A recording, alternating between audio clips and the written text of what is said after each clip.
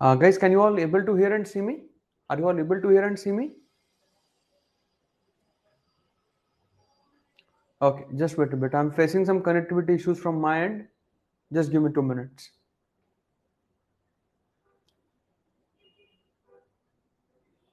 Oh, yeah, morning all. So I'm just facing some connectivity issues from my end. Just give me 2 minutes.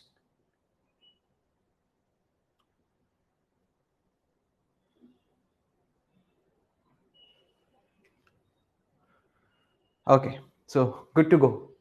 Morning everyone. How are you all? Okay. Morning Gaurav, Ramanand, Jasmine, Sonu, Atul, पायल, आयुष, दिव्या, कैसे हो सब लोग? Morning Sukanta, going good, going fine. Okay okay. So how was the weekend? How was the weekend? Assignment तो बहुत कम लोगों ने submit की, क्या हुआ? Why very few people submitted me the assignment? Complete नहीं हो पाई क्या? You were not able to complete the assignment? Yes, Yamuna में. Okay okay. तो चलो, अभी तो ओरिएंटेशन सेशन है, तो अभी थोड़ा सा लेस लीनियंट हूं मैं. Okay, less lenient. Okay, so after that, once we start with our curriculum, I will be very strict. Okay, and guys, you will be surprised to hear that every day I'm getting assignments from 70 to 80 people. ठीक है. So थोड़ा सा what I want from all of you is proactiveness. I know कि आप सब लोगों का schedule बहुत टाइट है, सब है, but on the first day of class I have made it extremely clear that your priority should be optional and newspaper. ठीक है, priority in the sense whenever you are doing optional curriculum. ठीक है, because optional ऐसा है कि 3 से 4 महीने वो सिलेबस खत्म होता है, सो आपको प्रायोरिटी उसे थोड़ी देनी पड़ती है. Okay, you cannot do like this कि you are just procrastinating the classes, the work of classes. Okay, so please आप सब लोग मुझे सबमिट कीजिए. अच्छा, सबके पास मेरा कॉन्टैक्ट नंबर है? Everyone has my contact number? Okay, you are free to call me too. Okay, सबके पास मेरा कॉन्टैक्ट नंबर है? प्लीज बताइए. Is everyone having my contact number? Yes? Okay. So guys, you are free to contact me too. आप please ऐसा मत कीजिए कि आप मुझसे कांटेक्ट भी नहीं कर पा रहे, बातें नहीं कर पा रहे हो. Okay, and please make sure that you do your work properly. Okay, अब जिन जिन लोगों ने सबमिट किया है, good attempt. Okay, I will comment. मैंने सबके असाइनमेंट्स देख लिए in the morning, and slowly slowly slowly I will try to improvise your work. And धीरे धीरे हम लोग बेसिकली हम लोग इस पे थोड़ा सा इम्प्रोवाइजेशन कर करके आपकी हैंड राइटिंग, आपका टूल, आपका जो पेन आप यूज करते हो, वो भी मैं उस पर आप सबके काम कराऊंगा. So let the time pass and we will basically do work on all this things. Yes Das साहब, मैंने देखा आपने आप सबमिट किया है. I know. ओके, कि आपने आज सबमिट किया है, so don't worry. Okay, so mention once again my number. Okay, it's 99 213 55533. 99 213 55533. Yes, Jasmine, I know all of you have submitted.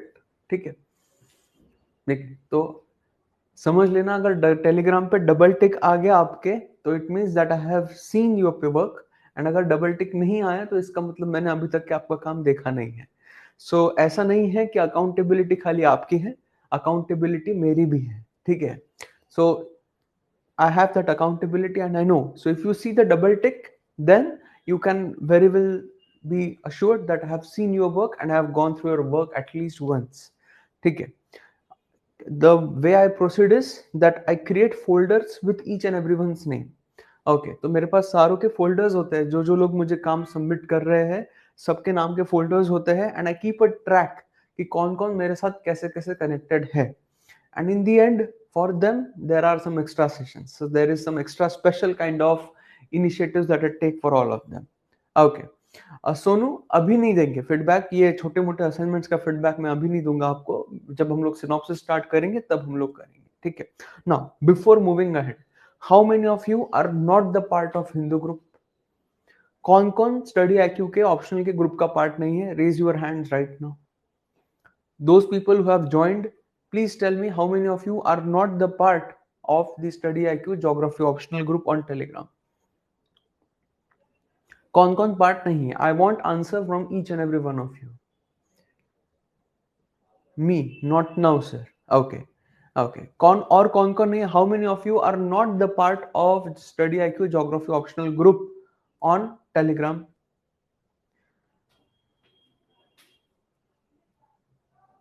Okay, so guys, make sure कि आज के आज ही आप उस ग्रुप के पार्ट बन रहे हैं. Because those of you are the part of group, you must be seeing कि मैं डेली हिंदू का एनालिसिस सबमिट कर रहा हूँ उस पे. And I want that my geography optional kids should not be left out with Hindu. Okay, तो मुझे उसमें आप बिल्कुल भी पीछे नहीं चाहिए. जो जो आर्टिकल्स मैं ग्रुप पे डाल रहा हूँ, every day you will have to summarise the group. Okay, no Rahul, वो that is the personal, that is my endeavour. हमारा ऑफिशियल ग्रुप है स्टडी IQ का, जिसमें मैं हिंदू का एनालिसिस शेयर करता हूँ खाली आप लोगों के लिए. ठीक है, तो आज के आज I want this, that each and every one of you, those who are not the part of that group, आज के आज आप लिंक मांग रहे हो मैनेजमेंट से and you are becoming the part of the group. Is everybody clear with this? I am being very frank, I am being very blunt. ठीक है, हिंदू अगर नहीं पढ़ोगे, अगर हिंदू के आर्टिकल समराइज नहीं करोगे, I am giving you my 2000% guarantee. जैसे मैं 2000% की गारंटी बहुत चीजों में देता हूं ना, 2000% की गारंटी देता हूं. एक जन्म क्या, आपको अगर 10 जन्म में मिल गए, even if you get 10 lives, and if in every life if you get 6 attempts, so 10 multiplied by 6, even if you get 60 attempts, आप एग्जाम क्वालिफाई नहीं कर पाओगे. I am making it frank, I am making it blunt, the very moment right now. If you don't do the analysis of newspaper, any lives, any number of attempt, you will never succeed in civil services examination. ठीक है, तो वो पढ़ना बहुत ज्यादा जरूरी है, उसका एनालिसिस करना बहुत ज्यादा जरूरी है. एंड जो लोग अभी पार्ट एंड पार्सल है उस ग्रुप के, यू टेल मी, क्या मैं हर एक आर्टिकल समराइज करने के लिए बोल रहा हूँ आप लोगों को? हार्डली एक आधा आर्टिकल आता है दिन में. Rest I am just giving read, just highlight the marked. Okay, उसका टेक नोट कीजिए, ध्यान में रखिए. Now you tell me, those who are part of the group, are you benefiting from it और not? Are you benefiting from it or not? Tell me. Are you benefiting from it or not? Genuinely tell me. वैसा देखा आपने कभी आज तक के, जैसा मैं भेज रहा हूं आप लोगों को काम करके? Have you ever seen that kind of work? Please tell me. Please be very frank. ठीक है, इसमें शर्माने की कोई बात नहीं है. You and me are friends, so I am free to criticize you. You are free to criticize me. ठीक है, एंड ये कंस्ट्रक्टिव क्रिटिसिज्म चाहिए. ठीक है, विद अ स्माइल, जिसमें आपका और मेरा दोनों का फायदा हो. ओके, मैं आपको गारंटी दे रहा हूं कि वैसा काम आपको नहीं मिलेगा. ओके, जैसे मुझे कल का और आज का पेपर समराइज करना था आपके लिए. So my daily morning schedule starts at 5 AM. I have to wake up at 4:45, then I have to sit at 5:30 AM in the morning. 5:30 to 7 मैं आपके लिए खास बैठता हूँ रोज सवेरे, ताकि आप लोगों को in the morning by 10 I will be able to give you the PDFs. ठीक है, तो इसके रिस्पेक्ट भी कीजिए, इसके वैल्यूएशन भी कीजिए, and most importantly please work upon that. Please work upon that. ठीक है, जो मैं आपको PDFs भेज रहा हूँ वो ऐसी नहीं है कि मैं इधर उधर का डाटा लेके डाल रहा हूँ. Purely the PDFs which are important from the civil services perspective, only that I am sending. So everyone, that those who are part of my optional, जो मेरे optional के बच्चे हैं, that they should be the part of that bandwagon, and I'm being extremely blunt and also I'm being extremely strict about this. Okay, so जो लोग नहीं हैं वो उस ग्रुप में पार्ट जरूर होंगे. ओके. ओके, सो प्लीज आप मैनेजमेंट से बात कीजिए एंड कर दीजिए फट से. ठीक है, हिंदू में GS का कवर हो जाएगा. ऑफ कोर्स रवि बेटा, मैं किसके लिए कर रहा हूँ? उसी के लिए तो कर रहा हूँ ना, कि आप सबका कवर हो जाए पूरा. आप देखो ना आर्टिकल्स जो मैं डाल रहा हूँ. ठीक है, सब कुछ कवर हो जाएगा आपका. ठीक है, make sure that you are starting it today only. ठीक है, फिर बाद में मत बोलना कि सर आप तो बोल रहे थे हिंदू ले रहे हो, आप ले ही नहीं रहे हो. ठीक है, ओके, चलो. So let's start. एक बार चैनल का नाम बता दीजिए शुक्ला साहब. It is geography optional study IQ. उसके नोट्स समझ में नहीं आ रहा है कैसे बनाए. ठीक है Rupa, don't worry, I will be taking a separate session for all of you for making up the notes of it. So don't worry, मैं आप सबके नोट्स कैसे बनाने हैं, क्या बनाने हैं, वो भी मैं आपके साथ एक स्पेशल सेशन लूंगा and I will do it. But please start focusing on that group from today itself. Okay, चलो. सो Let's begin from where we left in the last class.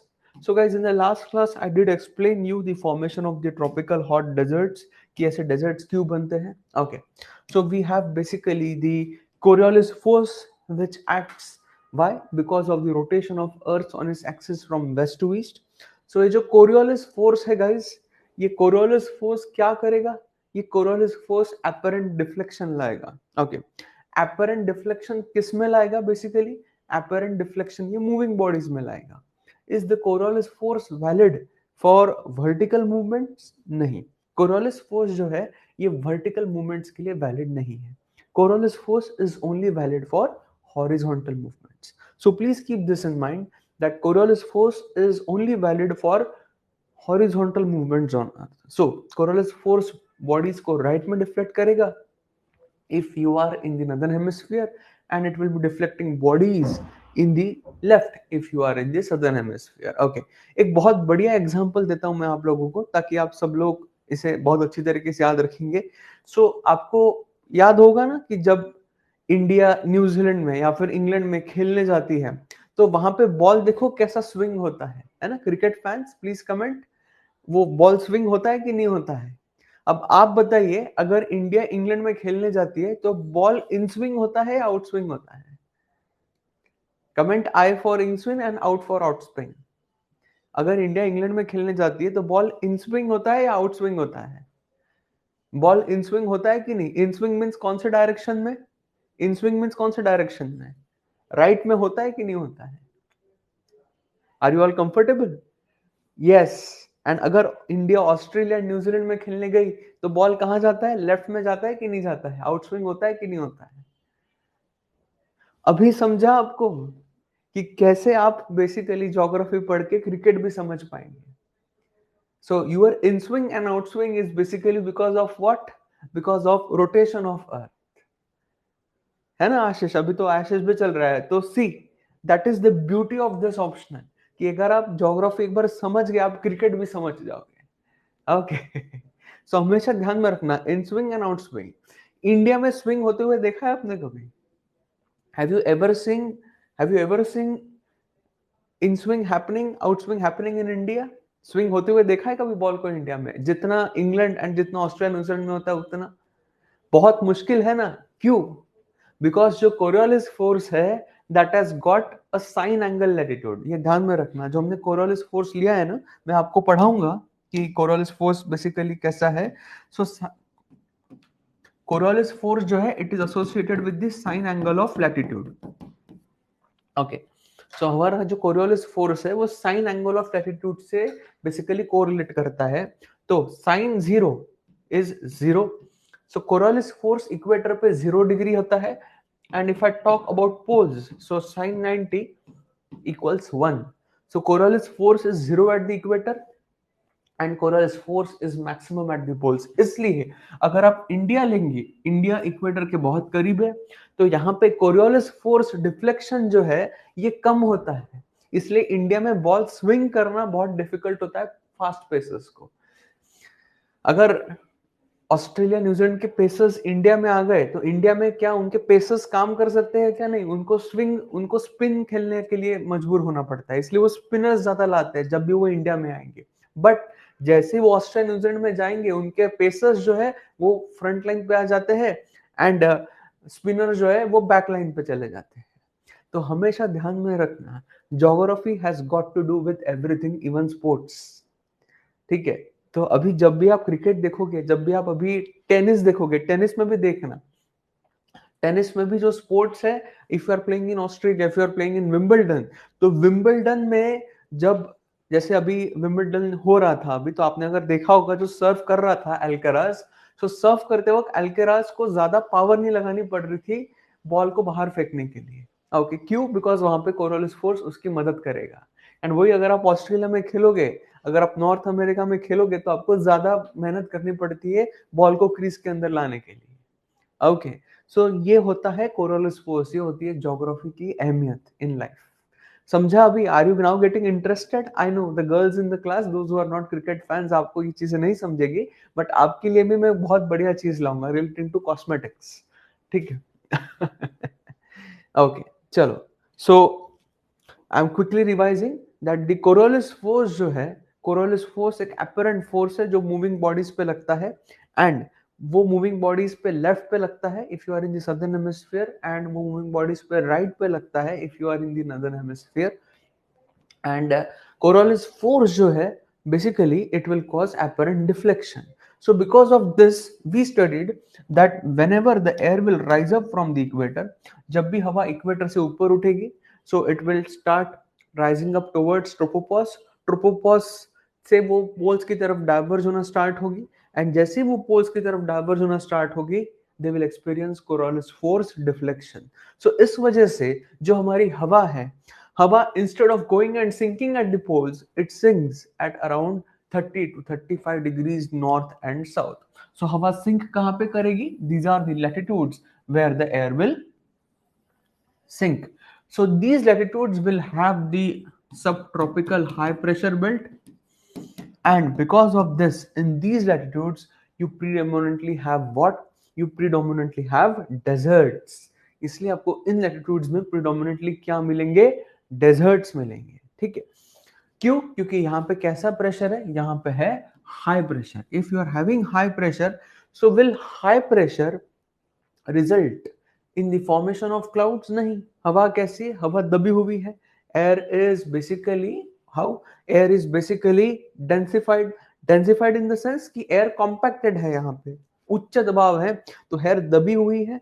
So it will inhibit vertical cloud formation because of rising air, and hence जो हमारे सब tropical areas है, ये सबसे गर्म रहेंगे areas of the entire world and not the equatorial areas. Okay, so now guys, for the first time I'm telling you to write something. Okay, मेरा voice clear नहीं आ रहा है सबको? Is my voice clear to everyone? Please tell me. Is my voice clear to everyone कि मेरा voice नहीं आ रहा है? Not clear. Okay, is my voice clear to everyone? Please comment. Clear है, clear है. Okay, so जिन लोग को मेरा voice clearly नहीं आ रहा है, please tell me.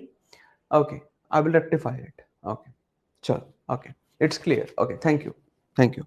Please feedback देते रहिएगा. ठीक है? सो सबके पास पेन पेपर है? Has everyone got pen and paper? Shall I start dictating? Please tell me. Okay, चलिए. So write down 3 or 4 sentences. Okay, एक हेडिंग डाल दो ऊपर में. ओके, एक हेडिंग डाल दो ऊपर में. Okay, geophysical attributes. Geophysical attributes. Geophysical attributes. Okay, just एक plain simple heading डाल दो, geophysical attributes. Geophysical attributes. ठीक है? अभी जिस स्पीड से मैं आपको डिक्टेट करा रहा हूं, कंसिडर दिस एज 1x. ठीक है? हमें इसके इसे हमें 3 टाइम्स ज्यादा बढ़ाना है. So we have to go at 3x. जिस स्पीड से अभी डिक्टेट करूंगा ये 1x है. We have to move towards 3x. ठीक है? बिकॉज मैं आपको वो स्पीड से डिक्टेट कराऊंगा जिस स्पीड से आपको मेंस में लिखना जरूरी है. Because I know my responsibility is limited to that 6 hours. तो 6 आवर्स में आपका पेपर कंप्लीट होना चाहिए. तो I need to make sure that आप उस स्पीड से लिखना शुरू कर दे रहे हैं. तो अभी मैं धीरे धीरे स्पीड कम रख रहा हूं. Slowly slowly I will improve upon my speed. आपको भी आदत पड़ेगी, and we have to move towards 3x. Okay, so write down geophysical attributes. Write down. Okay, and now very important point. Please everyone focus on the board. Okay, ये बहुत important point है मेरे lectures के regarding.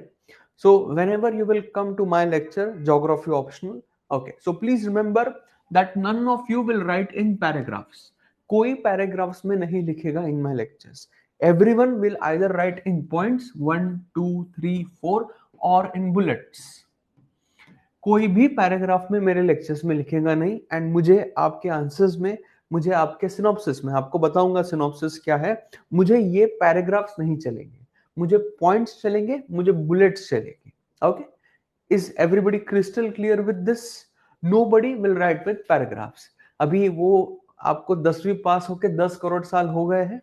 So you have come out of age now. 10 crore साल पहले आप जब 10वीं में थे तो वो हो चुका है. अभी now you are going to be a mature as aspirant. Okay, so everyone will write in points, everyone will write in bullets. Okay, जब भी मैं बोलूंगा कंटिन्यू, तो आप उसी पॉइंट में, उसी बुलेट में लिख रहे हैं. Whenever I'm saying next, तो you are going into the next point or next bullet. Okay. And मैंने आपको ऑलरेडी बताया asterisk means important, double asterisk means very very important, and triple asterisk means कि I'm giving you very important proof, theorem or assumption. Okay. So I'm starting with the dictation. Please write down with me. कुछ problem हो तो please बताइएगा. Okay. Geophysical attributes. Write down. The Earth's spherical shape. The Earth's spherical shape. The Earth's spherical shape and axial tilt. The Earth's spherical shape and the axial tilt. The Earth's spherical shape and the axial tilt is responsible for the Earth's spherical shape and the axial tilt is responsible for variations of is responsible for variations of the Earth's spherical shape and the axial tilt is responsible for variations of insolation received is responsible for variations of insolation received on earth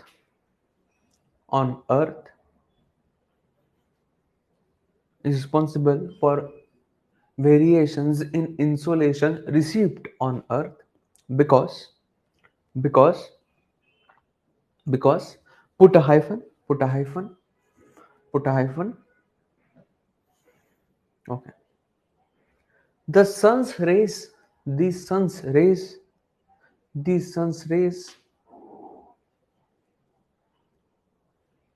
become more slant towards the poles. The sun's rays become more slant towards the poles. The sun's rays become more slant towards the poles, comma, comma, comma. They have to travel, they have to travel, they have to travel, they have to travel through a, they have to travel through a, they have to travel through a greater amount of atmosphere. They have to travel through a greater amount of atmosphere. They have to travel through a greater amount of atmosphere. They have to travel through a greater amount of atmosphere. Therefore, therefore, therefore, therefore, they get diffused more. Therefore, they get diffused more. Therefore, they get diffused more. Therefore, they get diffused more. Therefore, they get diffused more, comma, they get diffused more, comma, and, and, and last but not the least, and last but not the least, and last but not the least,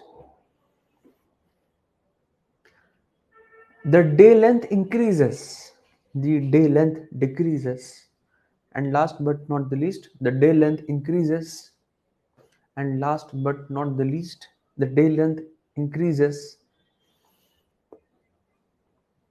as we move from equator, and last but not the least, the day length increases, the day length increases as we move from equator, as we move from equator, the day length increases as we move from equator, as we move from equator, as we move from equator towards the poles, as we move from equator towards the poles, as we move from equator towards the poles, as we move from equator towards the poles. Next point. Hence in general, hence in general, hence in general, hence in general, hence in general, the equatorial regions, hence in general the equatorial regions, hence in general the equatorial regions are warmer, are warmer, and as we move towards the poles, and as we move towards the poles, and hence the equatorial regions are warmer, and as we move towards the poles, and as we move towards the poles, and as we move towards the poles, comma, comma, the temperature falls, the temperature falls, the temperature falls, the temperature falls. Okay, the temperature falls. Put a hyphen, the temperature falls. एक hyphen डालिए.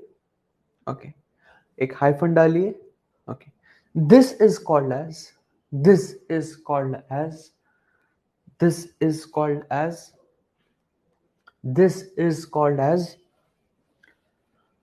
latitudinal control of temperature. This is called as latitudinal control of temperature. This is called as latitudinal control of temperature. This is called as latitudinal control of temperature. This is called as latitudinal control of temperature. This is called as latitudinal control of temperature. As we move from equator towards the poles, okay, the temperature falls. Okay, this is called as latitudinal control of temperature. Okay, hence in general the equatorial regions are warmer, and as we move from equator towards the poles, the temperature falls. This is called as the latitudinal control of temperature. अच्छा, is everybody comfortable with my speed? Please comment. सबको समझ में आ रहा है properly? Guys, I am waiting for everyone. Is everybody comfortable with my pace? सबको मेरी language समझ में आ रही है? बिकॉज मेरी लैंग्वेज समझना बहुत ज्यादा जरूरी है आप लोगों को. ओके, ठीक है. You and me need to be on the same pedestal. ठीक है, ये बहुत समझना जरूरी है कि आपका और मेरा ट्यूनिंग वो बहुत ज्यादा होना चाहिए. ओके, डे लेंथ इंक्रीज होगी राहुल. जैसे आप इक्वेटर से पोल्स की तरफ जाएंगे तो डे लेंथ इंक्रीज होगी. सोनू आप बोल रहे हो I am going to slow. बेटा थोड़ा टाइम जाने दो, फिर ये चेहरे के रंग दिखेंगे आपको. ये भोली सूरत के पीछे कौन है आपको पता नहीं है अभी तक. ठीक है, तो थोड़ा टाइम जाने दीजिए, फिर आपको दिखेगा कि असली हैवान कौन है. ओके ओके, अभी तो ये प्यारी सी सूरत दिख रही है आपको, पॉन्ड्स पाउडर वाली. ठीक है, धीरे धीरे हो जाने दीजिए, फिर ये सूरत, ये नकाब निकलेगा. ठीक है, एंड फिर देखिएगा, फिर आप बोलोगे सर थोड़ा सब्र करो. ठीक है, चलो आई एम नॉट ठीक है, डरा नहीं रहा हूं आप लोगों को. Just like it's basically a small joke kind of thing. ठीक है, तो जोक्स चलते रहेंगे, पन चलते रहेगा. ठीक है, so don't worry. Okay, equator to pole day length increase होगा. Yes Chandrasheel.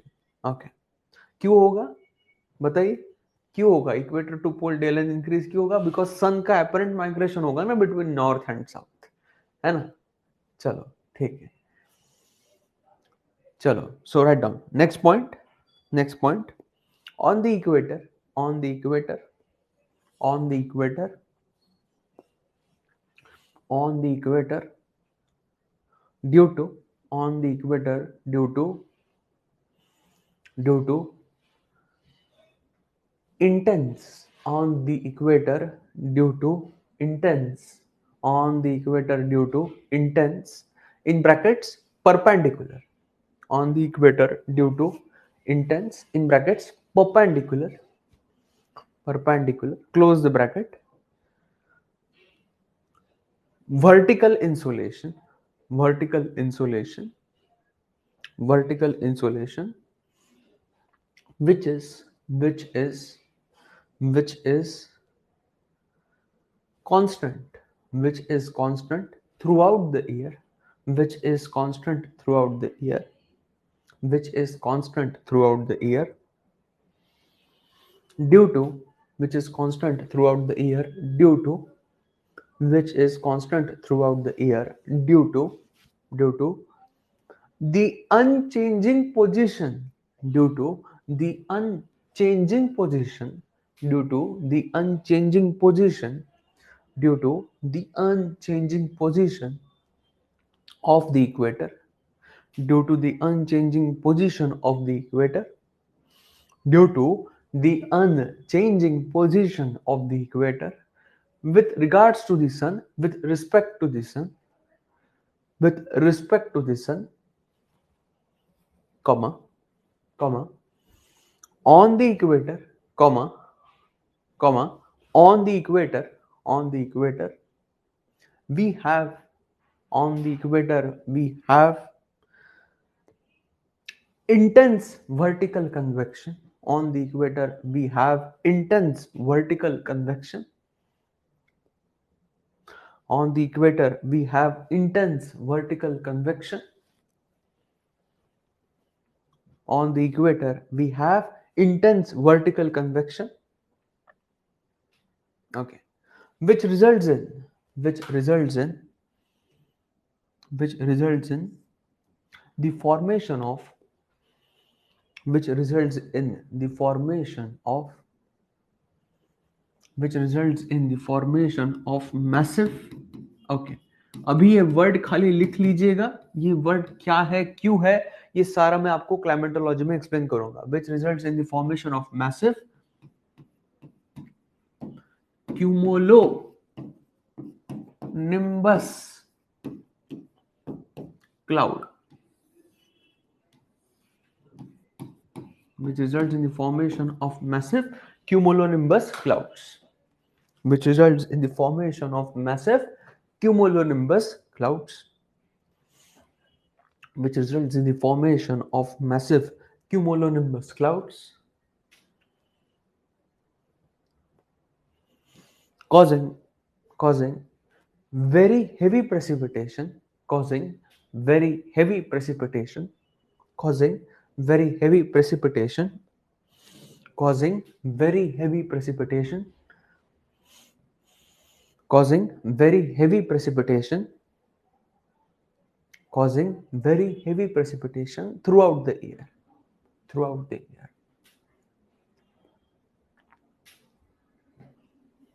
Next point. Hence, the equatorial latitudes, hence the equatorial latitudes, hence the equatorial latitudes, hence the equatorial latitudes are characterized by, hence the equatorial latitudes are characterized by, are characterized by, hence the equatorial latitudes are characterized by dense evergreen, are characterized by dense evergreen equatorial rainforests, are characterized by dense evergreen equatorial rainforests, are characterized by dense evergreen equatorial rainforests, are characterized by dense evergreen equatorial rainforests.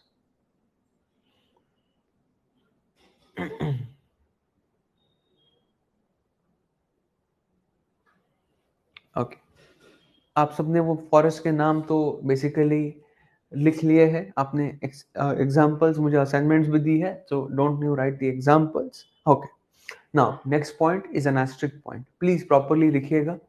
Next point जो है वो asterisk point है, please बराबर लिखिएगा.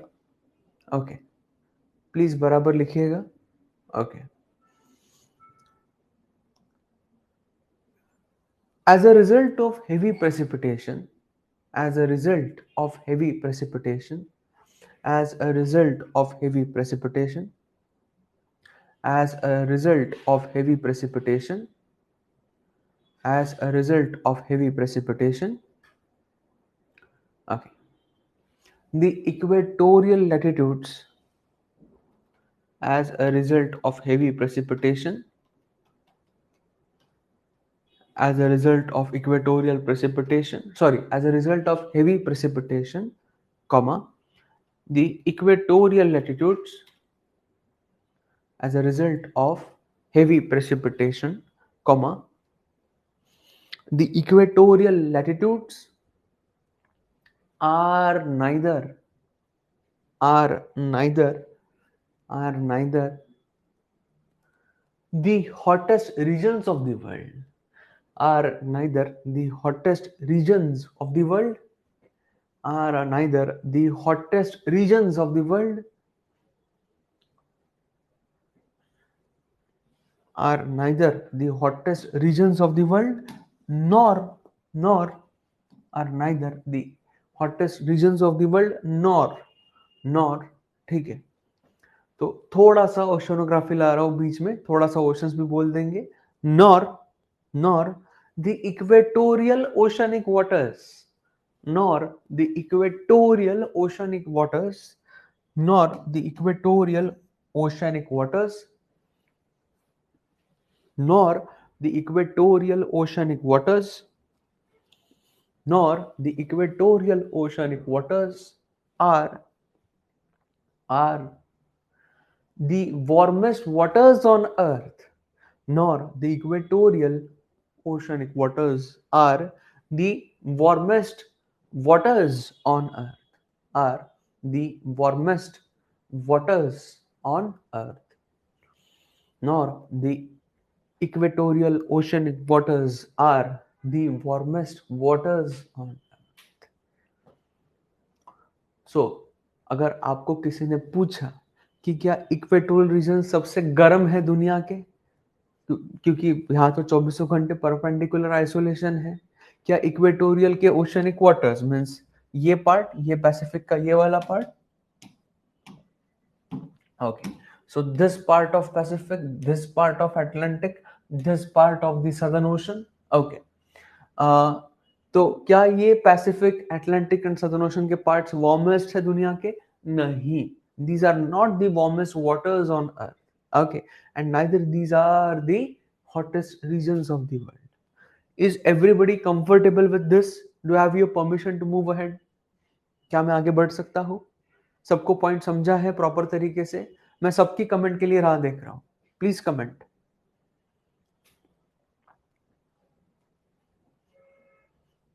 Done okay okay yes sir all good okay चलो next point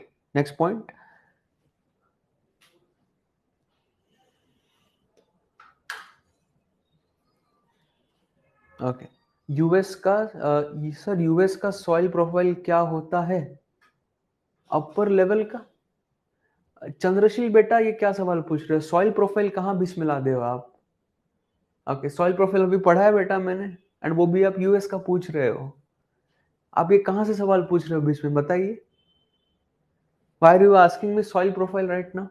Am I teaching you soil profile? Soil profile के लिए पहले आपको सॉइल का पीएच लेवल पता होना चाहिए उसके बाद में आपको इवेपो ट्रांसपिरेशन पता होना चाहिए आपको सोडिक सॉइल्स एसिडिक सॉइल्स ये सब पता होना चाहिए अभी डोंट गो बेटा इतना आगे मत जाइए धीरे धीरे आगे जाइए ठीक है अभी बीच में don't put comments like this okay बेटा and please don't get negative way में मत लेना इसे ठीक है मैं कुछ अलग पढ़ा रहा हूँ आप बहुत आगे चले गए ठीक है हो सकता है कि आपने पढ़ रखा होगा इसलिए आप सवाल पूछ रहे हो ठीक है अभी ये ऐसे सवाल बीच में मत पूछिएगा ठीक है थैंक यू ओके बाकी लोगों को पद समझ में आ गया चले आगे बढ़े ओके चलो the hottest regions of the world the hottest regions of the world the hottest regions of the world the hottest regions of the world the hottest regions of the world the hottest regions of the world are the tropics the hottest regions of the world are the tropics and the subtropical margins the hottest regions of the world are the tropics and the subtropical margins, where where where we have the subtropical high pressure belt, where we have the subtropical high pressure belt, where we have the subtropical high pressure belt, where we have the subtropical high pressure belt, where we have the subtropical high pressure belt, and hence and hence and hence due to and hence due to and hence due to subdued subdued, okay, subdued means कम होना, and hence due to subdued cloud formation and precipitation, and hence due to subdued cloud formation and precipitation, okay, the oceanic waters in the tropical areas, the oceanic waters in the tropical areas, the oceanic waters in the tropical areas are also the hottest of the world, are also the hottest of the world, are also the hottest of the world, are also the hottest of the world. Okay. Once you have written, please comment F so that I can move things ahead further today. एक आपको point 2-3 point और extra के explain करो, please F comment कीजिए. Okay. Koteshwar sir, salinity, temperature of oceans, बेटा अभी ये सारी चीजें मैं अभी नहीं पढ़ा रहा हूँ आपको, वो सारा मैं ओशनोग्राफी में पढ़ाऊंगा. अभी धीरे धीरे क्लास के साथ चलिएगा, ठीक है. Okay, please repeat the last line. And hence the tropical oceanic waters, and hence due to subdued rainfall and subdued what I have written, and hence due to subdued precipitation and subdued cloud formation, okay, the tropical oceanic waters are the warmest waters on earth. Okay.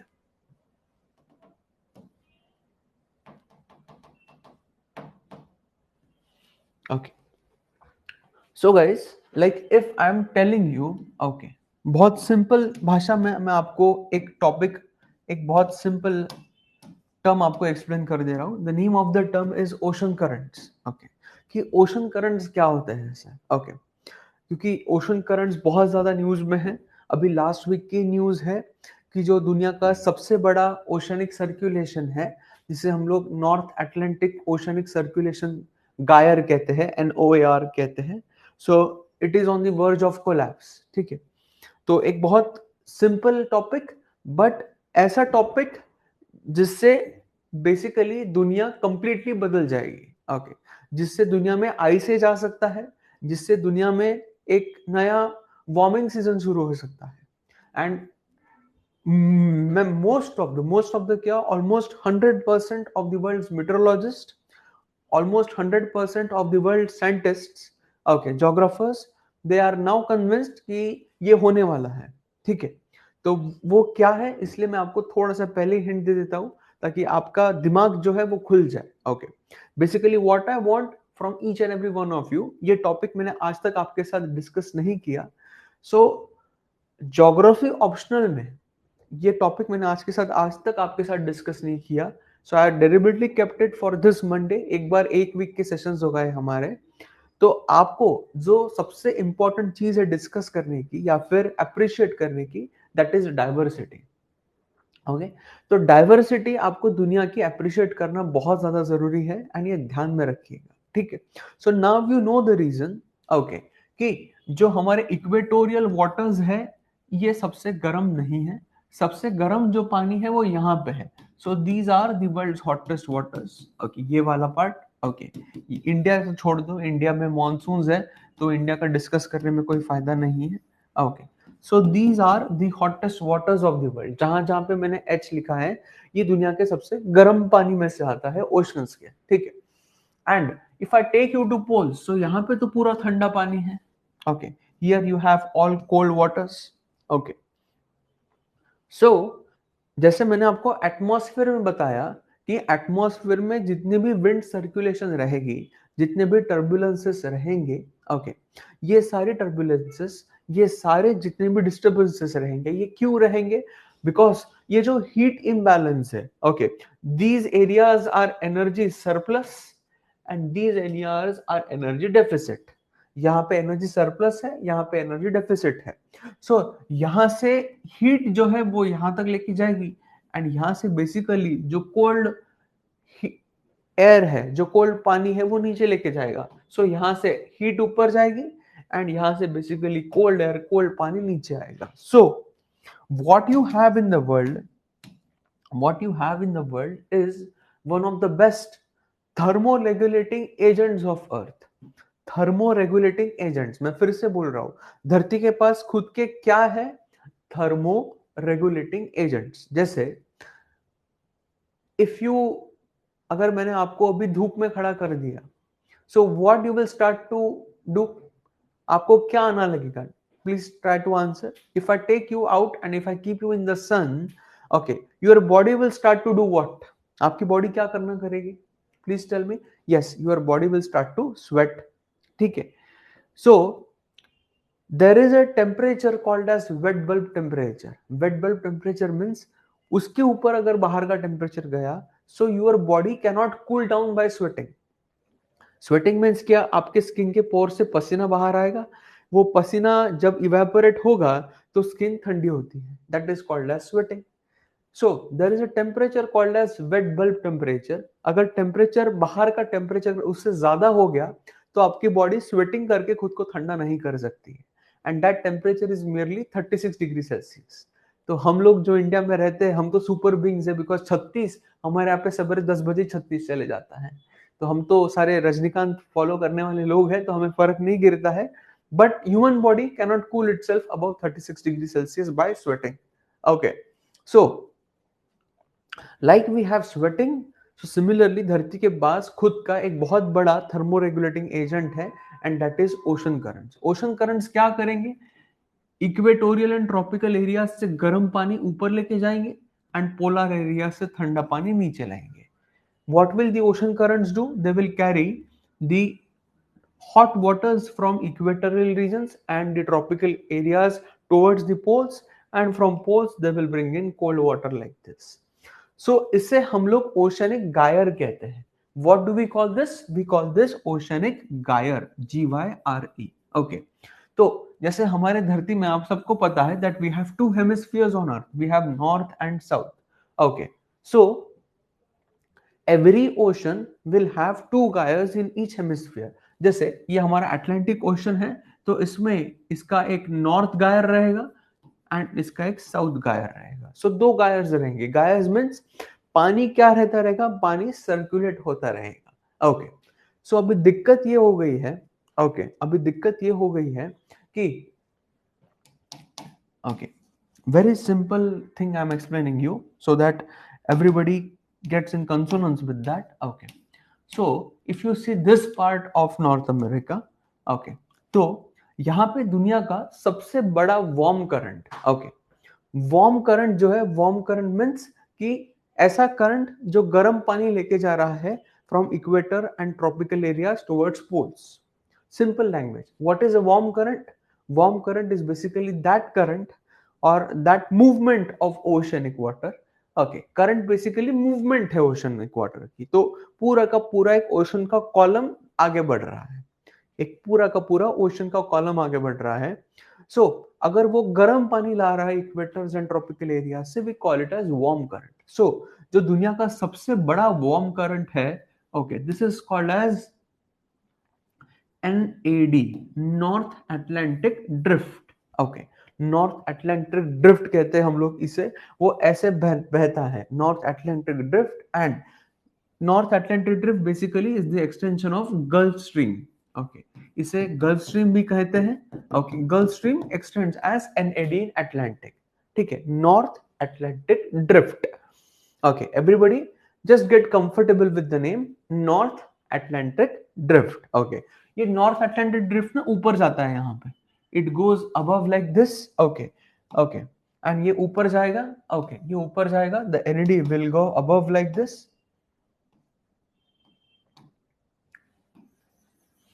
Okay, ये हमारा NAD यहां से आ गया, this is NAD. Okay, it will enter into the Norwegian Sea. यहाँ पे आपके पास Norwegian Sea है। Okay, it will enter into Norwegian सी।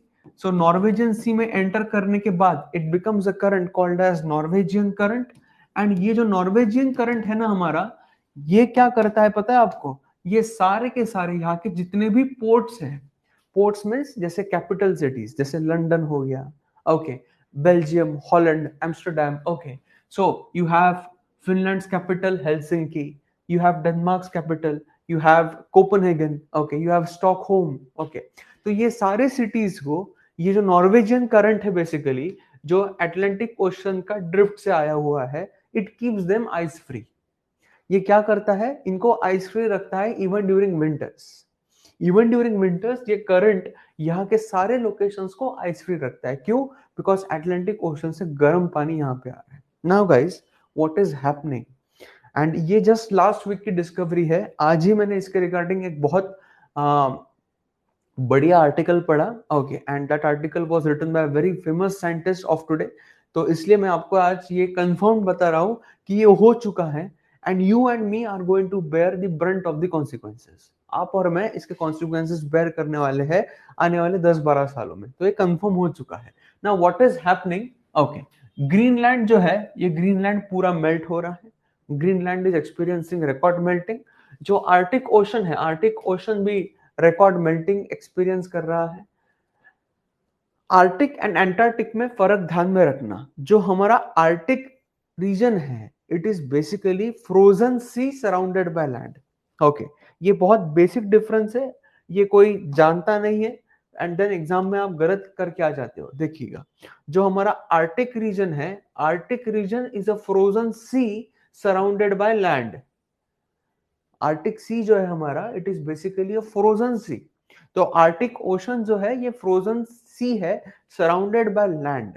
ये ध्यान में रखना। Where as if I am talking about Antarctica, अगर मैं अंटार्कटिका के बारे में बात कर रहा हूं, so Antarctica is way too different. Antarctica is a frozen land surrounded by sea. Antarctica जो है, it's a frozen land surrounded by sea. ये डिफरेंस मत भूलना। आर्टिक जो है, it is a frozen sea surrounded by land, whereas Antarctica is a frozen land surrounded by sea. Guys, is everybody appreciating? सबको समझ में आ रहा है कि नहीं आ रहा है कि मैं बहुत फास्ट जा रहा हूं? Do I have your permission to move ahead? Getting it, everyone? Okay, okay, yeah. So what is happening now is कि ये तो हमारा एनएडी है जो ऐसे जा रहा है।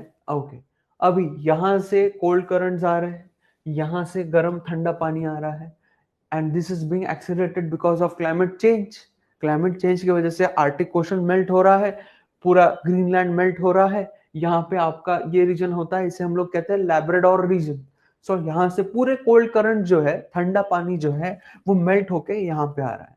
सो जो ठंडा पानी आ रहा है ना, it is basically doing what? It is basically slowing down the North Atlantic drift.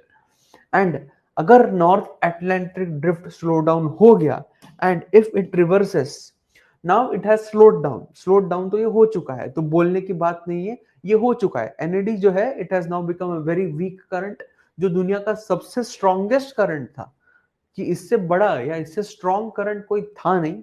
तो अभी ये स्ट्रॉन्ग करंट वीक हो चुका है, and if we continue on pumping carbon dioxide, अगर हम लोग कार्बन डाइऑक्साइड और पंप करना शुरू कर देते हैं, ठीक है, एंड हम लोग क्लाइमेट चेंज अगर और एक्सेलरेट करते हैं, तो आने वाले 10 से 15 सालों में this current can get reversed. ये करंट जो है इसके डायरेक्शन ही रिवर्स हो जाएगी। ये अभी वेरीफाइड हो चुका है, आज ही मैंने सवेरे पढ़ा है कि now this has been verified that this current will reverse its direction. So now if the direction of NED changes, क्या होगा, यहां से पूरा ठंडा पानी यहां पे आएगा। Okay, so this entire part of the world, this entire part of the world will enter into an ice age.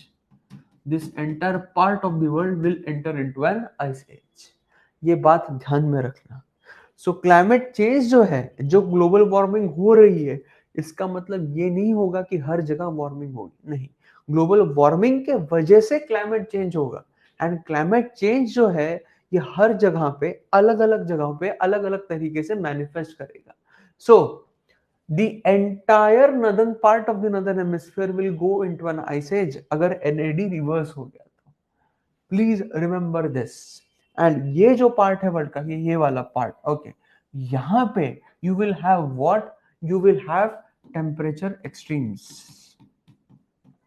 You will have temperature extremes. जैसे इंडिया में मॉनसून है, तो मॉनसून वो स्टीरॉइड्स पे आएगा। स्टीरॉइड्स मींस इतनी बारिश, and ऐसा है क्या कि बारिश आराम आराम से चल रही है, नहीं, महीने भर की बारिश 2 दिन में हो रही है ना, साल भर की बारिश 10-12 दिनों में हो रही है। So less rainfall days will decrease, okay, heavy rainfall days will increase, so the frequency and intensity of climatic extremes will increase। ये पार्ट में वर्ल्ड के, तो हम और आप जो एक्सपीरियंस कर रहे हैं अभी फिलहाल इन इंडिया में, तो ये क्लाइमेटिक एक्सट्रीम्स एम्पलीफाई हो रहे हैं। जैसे आप आपके फोन में वॉल्यूम बढ़ाते हैं ना, यूट्यूब पे आप कुछ सुन रहे हैं, मेरा लेक्चर सुन रहे हैं, तो you increase the volume, volume बढ़ रहा है मींस आप क्या कर रहे हो, एम्पलीफाई कर रहे हो। तो ग्लोबल वार्मिंग के वजह से जो क्लाइमेट चेंज होगा, वो क्लाइमेट चेंज क्या करेगा, इस पार्ट में क्लाइमेटिक एक्सट्रीम्स की इंटेंसिटी एंड फ्रीक्वेंसी बढ़ाएगा। Is everybody appreciating this? Please tell me, is everybody appreciating this? समझा सबको? Is everybody appreciating this? Please tell me. Okay, थोड़ा ऊपर का कंसेप्ट आज पढ़ा दिया मैंने आपको जानबूझ के, बिकॉज ये पेपर में आएगा, अभी 3-4 दिनों में पेपर में डेफिनेटली आएगा, एंड मैं उसका आर्टिकल भी शेयर करूंगा। तो इसलिए ये बहुत जरूरी है कि आपको ये बात समझे। ओके, ओके, यस, पूरा साइकिल खत्म हो जाएगा आयुष, पूरा साइकिल खत्म हो जाएगा। ओके, ये पूरा जो है नॉर्थ अटलांटिक ड्रिफ्ट का ये जो गायर है बेसिकली, ओके, ओके, यहाँ पे आपका NAD आता है, दिस इज NAD। ओके, यहाँ पे आपको नॉर्वेजियन करंट है। ओके, यहाँ पे आपका एक कोल्ड करंट आता है, that is called as Canaries current. It is called as Canaries current, सी करके कोल्ड करंट है, कैनरीज करंट। जो कोल्ड करंट है वो सहारा के एरिडिटी को और बढ़ाता है, it increases the aridity of Sahara. Okay, so cold current आएंगे तो एरिडिटी बढ़ेगी।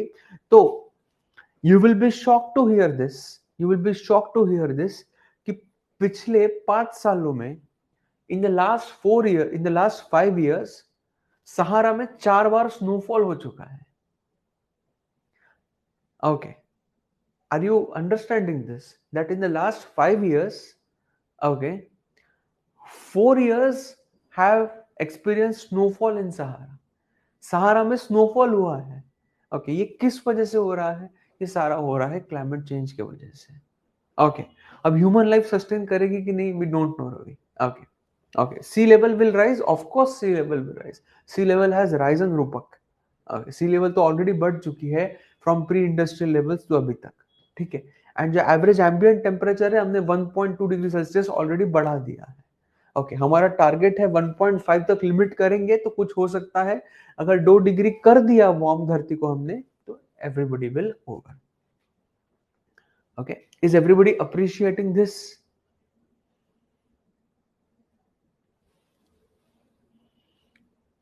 ओके, सो एक लास्ट पॉइंट लिख लो आज के लेक्चर में, थोड़ा सा करंट ओरिएंटेड। ओके, देन कल मैं आपको पोलर एरियाज एंड ऊपर के एरियाज एक्सप्लेन करूंगा, एंड कल भी हम लोग थोड़ा क्लाइमेट चेंज देखेंगे। ओके, चलिए एक लास्ट पॉइंट लिखिएगा। Okay, presently presently presently presently due to accelerated global warming, presently due to accelerated global warming, presently due to accelerated global warming, due to accelerated global warming, comma, presently due to accelerated global warming, comma,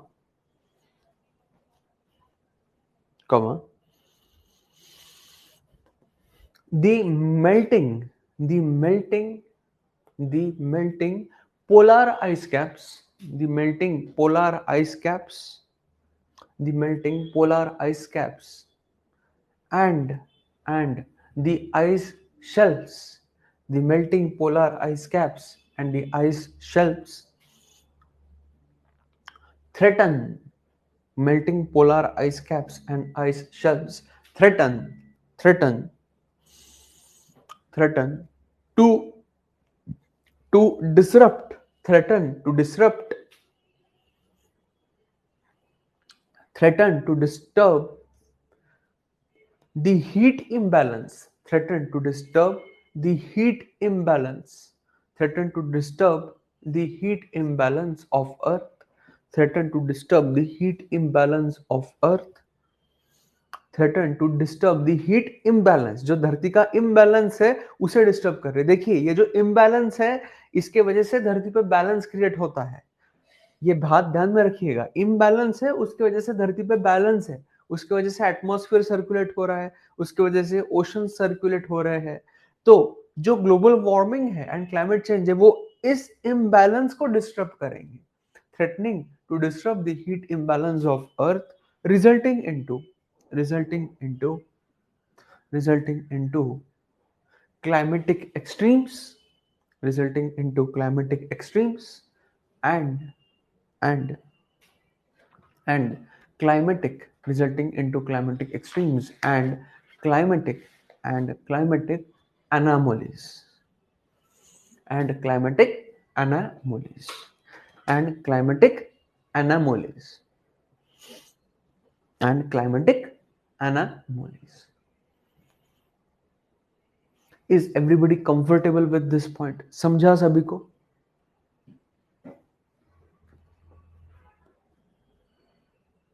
okay so guys देखो कैसे मैंने एक page में basic से शुरू किया, थोड़ा level बढ़ाई and lastly I am interlinking current.